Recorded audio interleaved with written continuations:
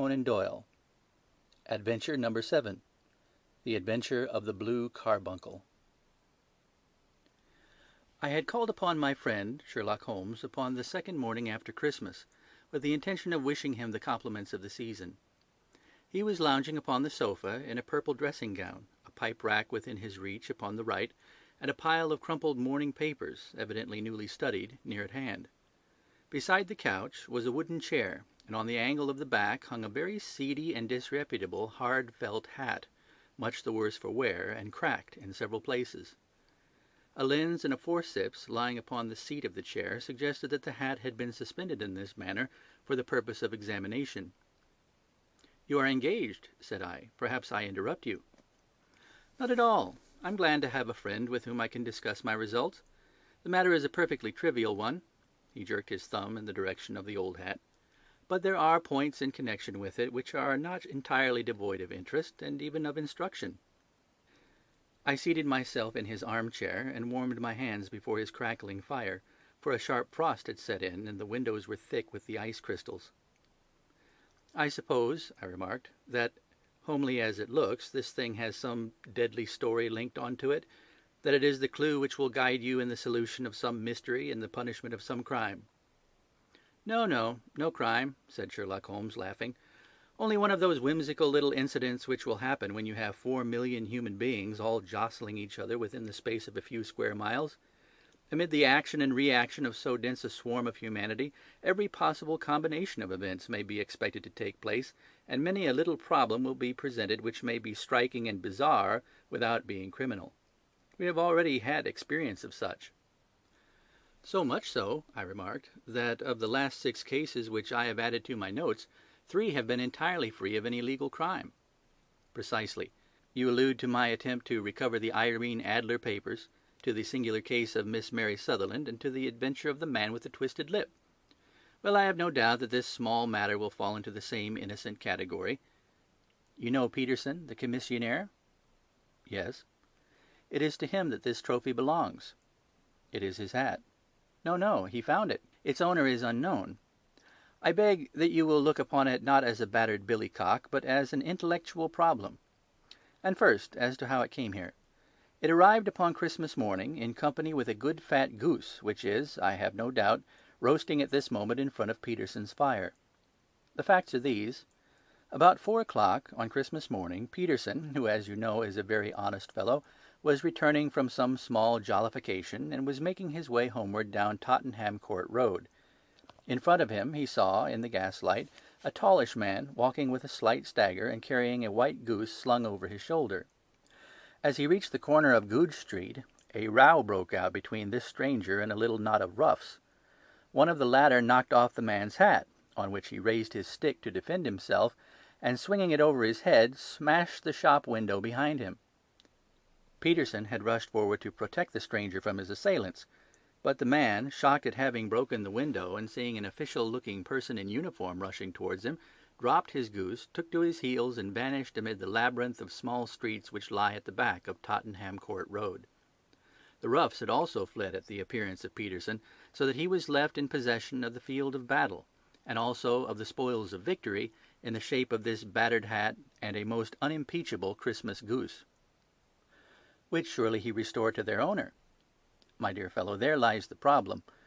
It is true that "For Mrs. Henry Baker" was printed upon a small card which had been tied to the bird's left leg, and it is also true that the initials H.B. are legible upon the lining of this hat. But as there are some thousands of Bakers and some hundreds of Henry Bakers in this city of ours, it's not easy to restore lost property to any one of them. What then did Peterson do? He brought round both hat and goose to me on Christmas morning, knowing that even the smallest problems are of interest to me. The goose we retained until this morning, when there were signs that, in spite of the slight frost, it would be well that it should be eaten without unnecessary delay. Its finder has carried it off, therefore, to fulfill the ultimate destiny of a goose, while I continue to retain the hat of the unknown gentleman who lost his Christmas dinner. Did he not advertise? No. Then what clue could you have as to his identity? Only as much as we can deduce. From his hat? Precisely. But you're joking. What can you gather from this old battered felt? Here is my lens. You know my methods. What can you gather yourself as to the individuality of the man who has worn this article?" I took the tattered object in my hands and turned it over rather ruefully. It was a very ordinary black hat of the usual round shape, hard and much the worse for wear. The lining had been of red silk, but was a good deal discoloured. There was no maker's name, but as Holmes had remarked, the initials H.B. were scrawled upon one side. It was pierced in the brim for a hat securer, but the elastic was missing. For the rest, it was cracked, exceedingly dusty, and spotted in several places, although there seemed to have been some attempt to hide the discoloured patches by smearing them with ink. "I can see nothing," said I, handing it back to my friend. "On the contrary, Watson, you can see everything. You fail, however, to reason from what you see. You are too timid in drawing your inferences." "Then pray tell me what it is that you can infer from this hat." He picked it up and gazed at it in the peculiar introspective fashion which was characteristic of him. "It is perhaps less suggestive than it might have been," he remarked. "And yet there are a few inferences which are very distinct, and a few others which represent at least a small balance of probability. That the man was highly intellectual is of course obvious upon the face of it, and also that he was fairly well to do within the last 3 years, although he has now fallen upon evil days. He had foresight, but has less now than formerly, pointing to a moral retrogression, which when taken with the decline of his fortune seems to indicate some evil influence, probably drink, at work upon him. This may account also for the obvious fact that his wife has ceased to love him." "My dear Holmes!" "He has, however, retained some degree of self-respect," he continued, disregarding my remonstrance. "He is a man who leads a sedentary life, goes out little, is out of training entirely, is middle-aged, has grizzled hair which he has had cut within the last few days, and which he anoints with lime cream. These are the more patent facts which may be deduced from his hat. Also, by the way, that it is extremely improbable that he has had gas laid on in his house." "You're certainly joking, Holmes." "Not in the least.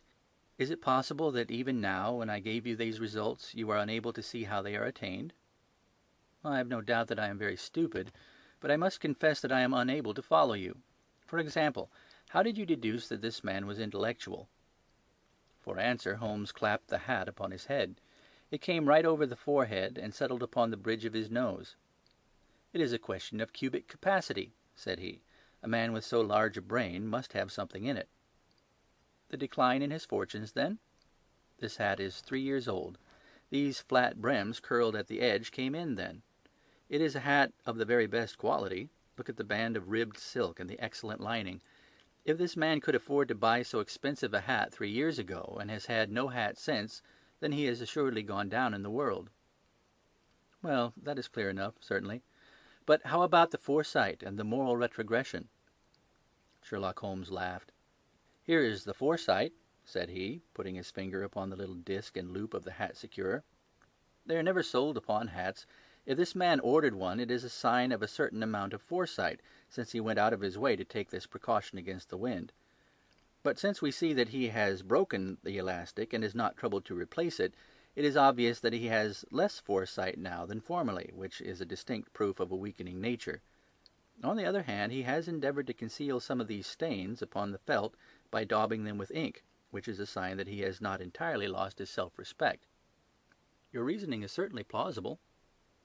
"The further points, that he is middle-aged, that his hair is grizzled, that it has been recently cut, and that he uses lime cream, are all to be gathered from a close examination of the lower part of the lining. The lens discloses a large number of hair ends, clean cut by the scissors of the barber. They all appear to be adhesive, and there is a distinct odour of lime cream.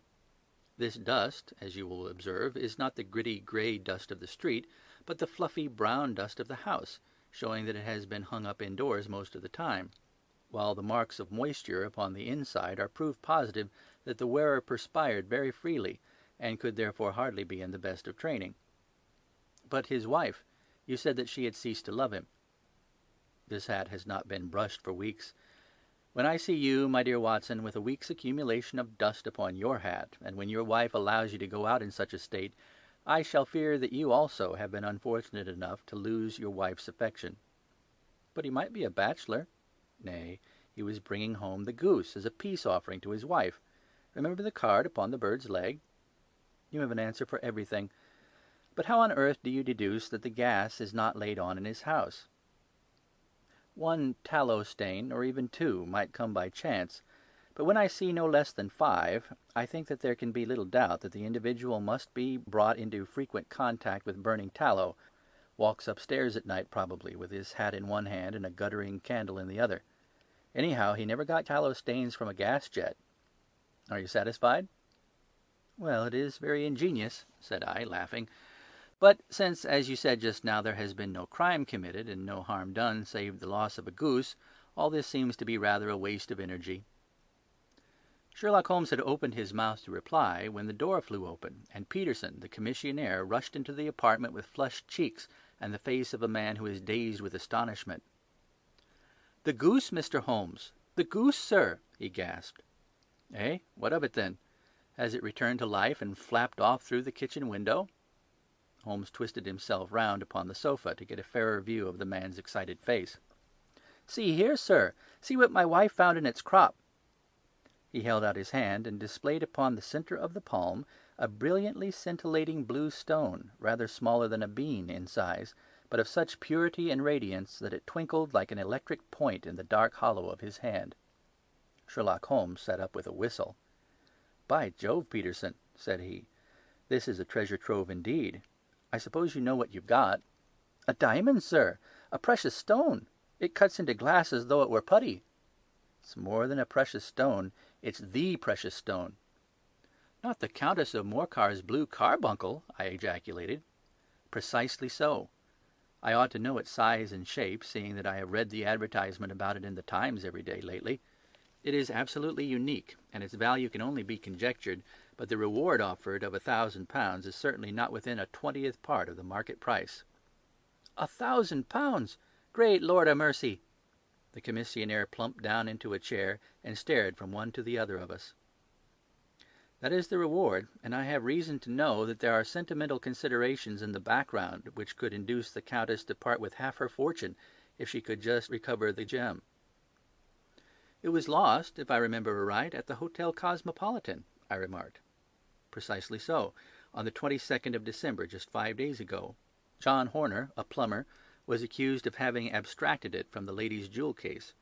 The evidence against him was so strong that the case has been referred to the assizes. I have some account of the matter here, I believe." He rummaged amid his newspapers, glancing over the dates, until at last he smoothed one out, doubled it over, and read the following paragraph. "Hotel Cosmopolitan Jewel Robbery. John Horner, 26, plumber, was brought up upon the charge of having, upon the 22nd instant, abstracted from the jewel case of the Countess of Morcar the valuable gem known as the Blue Carbuncle.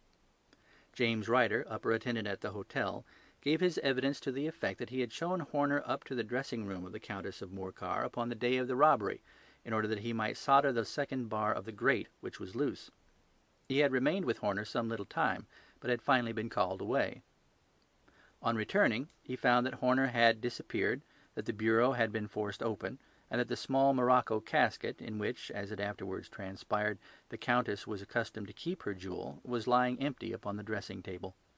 Ryder instantly gave the alarm, and Horner was arrested the same evening. But the stone could not be found, either upon his person or in his rooms. Catherine Cusack, maid of the Countess, deposed to having heard Ryder's cry of dismay on discovering the robbery, and to having rushed into the room where she found matters as described by the last witness. Inspector Bradstreet, B Division, gave evidence as to the arrest of Horner, who struggled frantically and protested his innocence in the strongest terms. Evidence of a previous conviction for robbery having been given against the prisoner, the magistrate refused to deal summarily with the offence, but referred it to the assizes. Horner, who had shown signs of intense emotion during the proceedings, fainted away at the conclusion and was carried out of court. So much for the police court," said Holmes, thoughtfully, tossing aside the paper. "The question for us now to solve is the sequence of events leading from a rifled jewel case at one end to the crop of a goose in Tottenham Court Road at the other. You see, Watson, our little deductions have suddenly assumed a much more important and less innocent aspect. Here is the stone, The stone came from the goose, and the goose came from Mr. Henry Baker, the gentleman with the bad hat and all the other characteristics with which I have bored you. So now we must set ourselves very seriously to finding this gentleman and ascertaining what part he has played in this little mystery. To do this, we must try the simplest means first, and these lie undoubtedly in an advertisement in all the evening papers. If this fail, I have recourse to other methods. What will you say? Give me a pencil and that slip of paper. Now then, found at the corner of Goodge Street, a goose and a black felt hat. Mr. Henry Baker can have the same by applying at 6:30 this evening at 221B Baker Street. That's clear and concise. Very. But will he see it? Well, he is sure to keep an eye on the papers, since to a poor man the loss was a heavy one. He was clearly so scared by his mischance in breaking the window and by the approach of Peterson that he thought of nothing but flight. But since then he must have bitterly regretted the impulse which caused him to drop his bird. And then again, the introduction of his name will cause him to see it, for every one who knows him will direct his attention to it. Here you are, Peterson. Run down to the advertising agency and have this put in the evening papers. In which, sir? Oh, in the Globe, Star, Pall Mall, St. James, Evening News, Standard, Echo, and any others that occur to you. Very well, sir. And this stone? Ah, yes, I shall keep the stone. Thank you. And I say, Peterson, just buy a goose on your way back and leave it here with me, for we must have one to give to this gentleman in place of the one which your family is now devouring. When the commissionaire had gone, Holmes took up the stone and held it against the light. "It's a bonny thing," said he. "Just see how it glints and sparkles. Of course, it is a nucleus and focus of crime. Every good stone is. They are the devil's pet baits.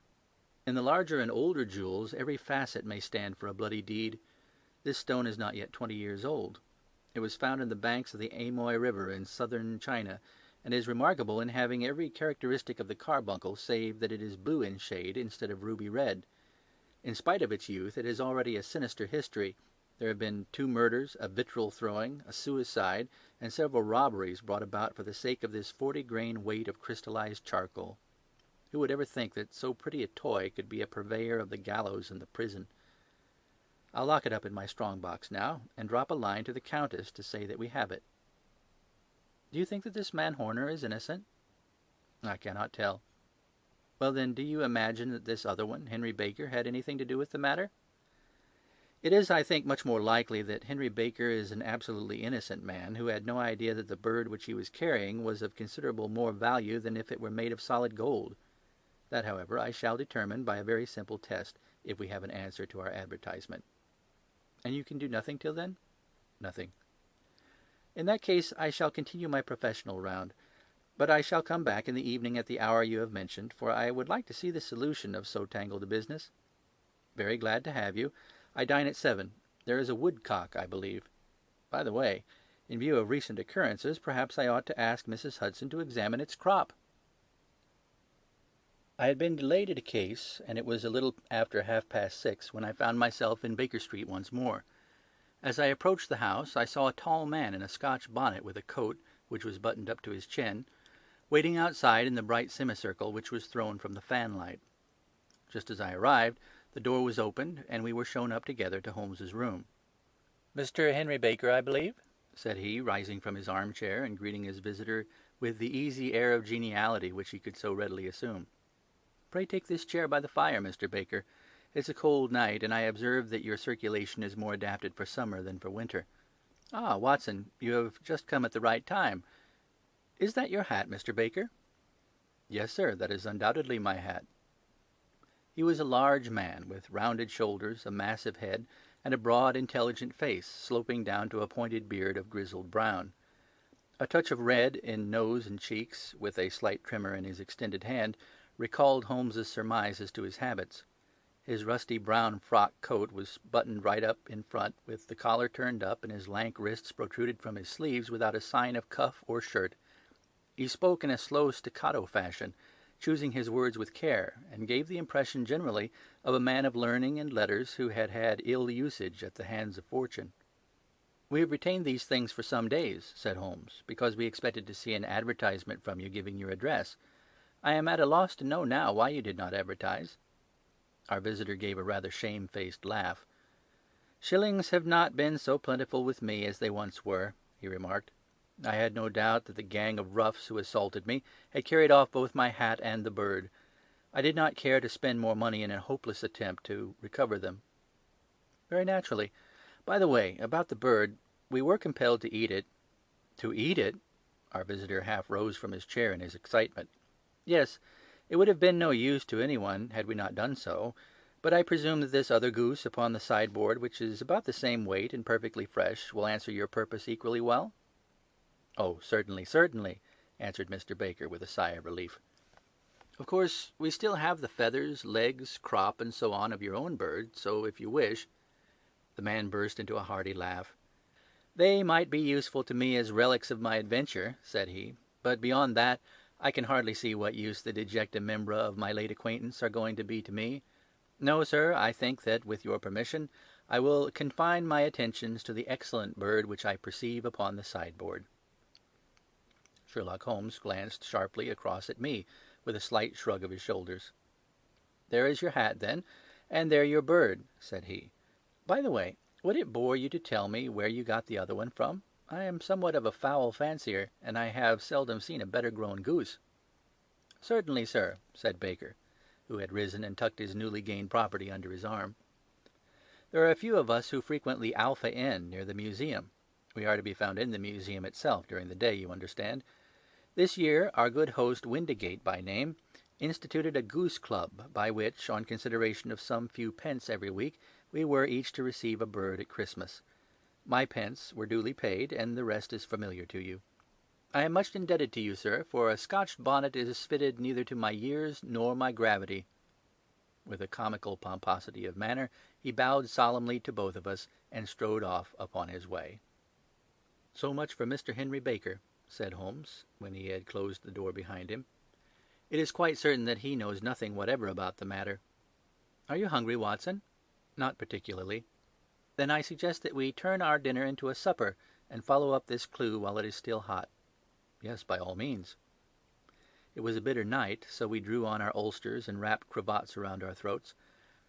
Outside, the stars were shining coldly in a cloudless sky, and the breath of the passers-by blew out into smoke like so many pistol shots.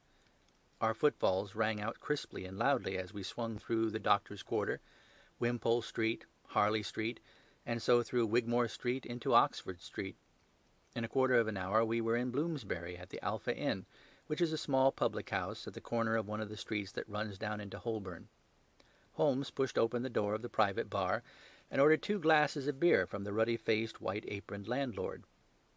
"Your beer should be excellent, if it is as good as your geese," said he. "My geese?" The man seemed surprised. "Yes. I was speaking only half an hour ago to Mr. Henry Baker, who was a member of your goose club." "Ah, yes, I see. But you see, sir, them's not our geese." "Indeed. Whose then?" "Well, I got the 2 dozen from a salesman in Covent Garden." "Indeed. I know some of them. Which one was it?" "Breckenridge is his name." "I don't know him. Well, here's your good health, landlord, and prosperity to your house. Good night. Now for Mr. Breckenridge," he continued, buttoning up his coat as we came into the frosty air. "Remember, Watson, that though we have so homely a thing as a goose at one end of this chain, we have at the other a man who will certainly get 7 years' penal servitude unless we can establish his innocence. It is possible that our inquiry may but confirm his guilt, but in any case we have a line of investigation which has been missed by the police, and which a singular chance has placed into our hands. Let us follow it out to the bitter end. Faces to the south, then, and quick march." We passed across Holborn, down Indal Street, and so through a zigzag of slums to Covent Garden Market. One of the largest stalls bore the name of Breckenridge upon it, and the proprietor, a horsey-looking man with a sharp face and trim side-whiskers, was helping a boy to put up the shutters. "Good evening. It's a cold night," said Holmes. The salesman nodded and shot a questioning glance at my companion. "Sold out of geese, I see," continued Holmes, pointing at the bare slabs of marble. "Let you have 500 tomorrow morning." "That's no good." "Well, there are some on the stall with the gas flare." "Ah, but I was recommended to you." "Who by?" "The landlord of the Alpha." "Oh, yes, I sent him a couple of dozen." "Fine birds they were, too. Now, where did you get them from?" To my surprise, the question provoked a burst of anger from the salesman. "Now then, mister," said he, with his head cocked and his arms akimbo, "what are you driving at? Let's have it straight now." "It's straight enough. I should like to know who sold you the geese which you supplied to the Alpha." "Well, then, I shan't tell you. So now." "Oh, it's a matter of no importance. But I don't know why you should be so warm over such a trifle." "Warm? You'd be as warm, maybe, if you were pestered as I am. When I pay good money for a good article, there should be an end to the business. But it's where the geese, and who did you sell the geese to, and what will you take for the geese? One would think they are the only geese in the world to hear the fuss that's made over them." "Well, I have no connection with any other people who have been making inquiries," said Holmes carelessly. "If you won't tell us, the bet's off, that's all. But I'm always ready to back my opinion on a matter of fowls, and I have a fiver on it that the bird I ate is country bred." "Well, then, you've lost your fiver, for it's town bred," snapped the salesman. "It's nothing of the kind." "I say it is." "I don't believe it." "Do you think you know more about fowls than I, who have handled them ever since I was a nipper? I tell you all those birds that went to the Alpha were town bred." "You'll never persuade me to believe that." "Will you bet, then?" "It's merely taking your money, for I know that I am right. But I'll have a sovereign on with you, just to teach you not to be obstinate." The salesman chuckled grimly. "Bring me the books, Bill," said he. The small boy brought round a small thin volume and a great greasy-backed one, laying them out together beneath the hanging light. "Now then, Mr. Cocksure," said the salesman, "I thought that I was out of geese, but before I finish you'll find that there's still one left in my shop. You see this little book? Well, that's the list of the folk from whom I buy. Do you see? Well, then, here on this page are the country folk, and the numbers after the names are where their accounts are in the big ledger. Now then, you see this other page in red ink? Well, that's a list of my town suppliers. Now look at that third name. Just read it out to me." "Mrs. Oakshott, 117 Brixton Road, 249, read Holmes. "Quite so. Now turn that up in the ledger." Holmes turned to the page indicated. "There you are. Mrs. Oakshott, 117 Brixton Road, egg and poultry supplier. Now then, what's the last entry?" "December 22nd, 24 geese at 7 shillings 6 pence. "Quite so. There you are. And underneath? Sold to Mr. Windigate of the Alpha at 12 shillings. What do you have to say now?" Sherlock Holmes looked deeply chagrined. He drew a sovereign from his pocket and threw it down upon the slab, turning away with the air of a man whose disgust is too deep for words. A few yards off, he stopped under a lamp-post and laughed in the hearty, noiseless fashion which was peculiar to him. "When you see a man with whiskers of that cut and the pink 'un protruding out of his pocket, you can always draw him by a bet," said he. "I dare say that if I had put £100 down in front of him, that man would not have given me such complete information as was drawn from him by the idea that he was doing me on a wager. Well, Watson, we are, I fancy, nearing the end of our quest, and the only point which remains to be determined is whether we should go on to this Mrs. Oakshott tonight, or whether we should reserve it for tomorrow. It is clear from what that surly fellow said that there are others besides ourselves who are anxious about this matter, and I should—" His remarks were suddenly cut short by a loud hubbub which broke out from the stall which we had just left. Turning round, we saw a little rat-faced fellow standing in the centre of the circle of yellow light which was thrown by the swinging lamp, while Breckenridge, the salesman, framed in the door of his stall, was shaking his fists fiercely at the cringing figure. "I've had enough of you and your geese," he shouted. "I wish you were all at the devil together. If you come pestering me any more with your silly talk, I'll set the dog at you. You bring Mrs. Oakshott here, and I'll answer to her, but what do you have to do with it? Did I buy the geese off you?" "No, but one of them was mine all the same," whined the little man. "Well, then ask Mrs. Oakshott for it." "She told me to ask you." "Well, you can ask the King of Prussia for all I care. I've had enough of it. Get out of this." He rushed fiercely forward, and the inquirer flitted away into the darkness. "Ha! This may save us a visit to Brixton Road," whispered Holmes. "Come with me, and we will see what is to be made of this fellow." Striding through the scattered knots of people who lounged round the flaring stalls, my companion speedily overtook the little man and touched him upon the shoulder. He sprang round, and I could see in the gaslight that every vestige of colour had been driven from his face. "Who are you, then? What do you want?" he asked in a quavering voice. "You will excuse me," said Sherlock Holmes blandly, "but I could not help overhearing the questions which you put to the salesman just now. I think that I could be of assistance to you." "You? Who are you? How could you know anything of the matter?" "My name is Sherlock Holmes. It is my business to know what other people don't know." "But you can know nothing of this." "Excuse me, I know everything of it. You are endeavouring to trace some geese which were sold by Mrs. Oakshott of Brixton Road to a salesman named Breckenridge, by him in turn to Mr. Windigate of the Alpha, and by him to his club, of which Mr. Henry Baker is a member." "Oh, sir, you are the very man whom I have longed to meet," cried the little fellow, with outstretched arms and quivering fingers. "I can hardly explain to you how interested I am in this matter." Sherlock Holmes hailed a four-wheeler which was passing. "In that case, we had better discuss it in a cosy room rather than in this wind-swept market-place," said he. "But pray tell me, before we go further, who is it that I have the pleasure of assisting?" The man hesitated for an instant. "My name is John Robinson," he answered, with a sidelong glance. "No, no, the real name," said Holmes sweetly. "It is always awkward doing business with an alias." A flush sprang to the white cheeks of the stranger. "Well, then," said he, "my real name is James Ryder." "Precisely so. Head attendant of the Hotel Cosmopolitan. Pray step into the cab, and I shall soon be able to tell you everything which you would wish to know." The little man stood glancing from one to the other of us with half-frightened, half-hopeful eyes, as one who is not sure whether he is on the verge of a windfall or a catastrophe. Then he stepped into the cab, and in half an hour we were back in the sitting-room at Baker Street. Nothing had been said during our drive, but the high, thin breathing of our new companion and the claspings and unclaspings of his hands spoke of the nervous tension within him. "Here we are," said Holmes cheerily, as we filed into the room. "The fire looks very seasonable in this weather. You look cold, Mr. Ryder. Pray take the basket chair. I will just put on my slippers before we settle this little matter of yours.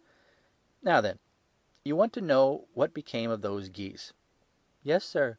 "Or rather, I fancy, of that goose. It was one bird, I imagine, in which you were interested, white, with a black bar across the tail." Ryder quivered with emotion. "Oh, sir," he cried, "can you tell me where it went to?" "It came here." "Here?" "Yes, and a most remarkable bird it proved. I don't wonder that you should take an interest in it. It laid an egg after it was dead. The bonniest, brightest little blue egg that ever was seen. I have it here in my museum." Our visitor staggered to his feet and clutched the mantelpiece with his right hand. Holmes unlocked his strong-box and held up the Blue Carbuncle, which shone out like a star with a cold, brilliant, many-pointed radiance. Ryder stood glaring with a drawn face, uncertain whether to claim or to disown it. "The game's up, Ryder," said Holmes quietly. "Hold up, man, or you'll be into the fire. Give him an arm back into his chair, Watson. He's not got blood enough to go in for felony with impunity. Give him a dash of brandy. So. Now he looks a little more human.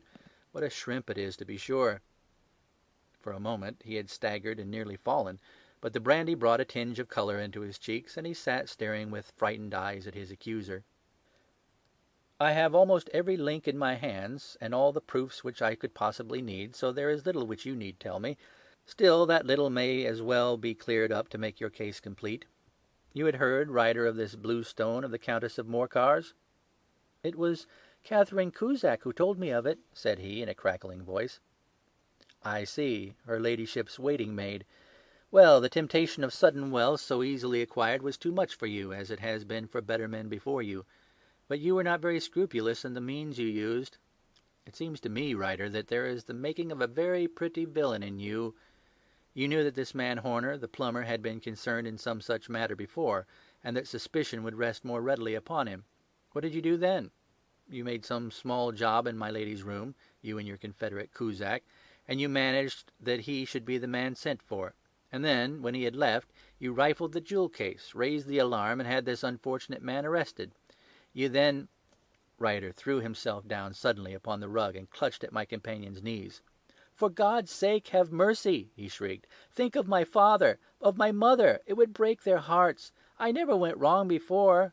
I never will again. I swear it. I swear it on a Bible. Oh, don't bring it into court. For Christ's sake, don't." "Get back into your chair," said Holmes sternly. It is very well to cringe and crawl now, but you thought little enough of this poor Horner in the dock for a crime of which he knew nothing." I will fly, Mr. Holmes. I will leave the country, sir. Then the charge against him will break down." We will talk about that. And now let us hear a true account of the next act. How came the stone into the goose, and how came the goose into the open market? Tell us the truth, for there lies your only hope and safety." Ryder passed his tongue over his parched lips. "I will tell you it just as it happened, sir," said he. "When Horner had been arrested, it seemed to me that it would be best for me to get away with the stone at once, for I did not know at what moment the police might not take it into their heads to search me and my room. There was no place about the hotel where it would be safe. I made out as if on some commission, and I made for my sister's house. She had married a man named Oakshott, and lived in Brixton Road, where she fattened fowls for the market. All the way there every man I met seemed to me to be a policeman or a detective, and for all that it was a cold night, the sweat was pouring down my face before I came to the Brixton Road. My sister asked me what was the matter, and why I was so pale, but I told her that I had been upset by the jewel robbery at the hotel. Then I went back into the backyard and smoked a pipe and wondered what would be the best to do. I had a friend once, called Maudsley, who went to the bad and had just been serving his time in Pentonville. One day he had met me and fell into talk about the way of thieves and how they could get rid of what they stole. I knew that he would be true to me, for I knew one or two things about him, so I made up my mind to go right on to Kilburn, where he lived, and take him into my confidence. He would show me how to turn the stone into money, but how to get to him in safety. I thought of the agonies I had gone through in coming from the hotel. I might at any moment be seized and searched, and there would be the stone in my waistcoat pocket. I was leaning against the wall at the time, and looking at the geese which were waddling about round my feet, and suddenly an idea came into my head which showed me how I could beat the best detective that ever lived. My sister had told me some weeks before that I might have the pick of her geese for a Christmas present, and I knew that she was always as good as her word. I could take my goose now, and in it I would carry my stone to Kilburn. There was a little shed in the yard, and behind this I drove one of the birds, a fine big one, white with a barred tail. I caught it, and prizing its bill open, I thrust the stone down its throat as far as my finger could reach. The bird gave a gulp, and I felt the stone pass along its gullet and down into its crop. But the creature flapped and struggled, and out came my sister to know what was the matter. As I turned to speak to her, the brute broke loose and fluttered off among the others. "Whatever were you doing with that bird, Jim?" says she. "Well," said I, "you said you'd give me one for Christmas, and I was feeling which was the fattest." "Oh," says she, "we've set yours aside for you. Jem's bird, we call it.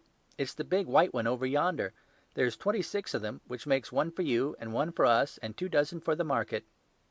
"Thank you, Maggie," says I, "but if it's all the same to you, I'd rather have that one I was handling just now." "The other is a good 3 pounds heavier," said she, "and we fattened it expressly for you." "Never mind, I'll have the other, and I'll take it now," said I. "Oh, just as you like," said she, a little huffed. "Which is it you want, then?"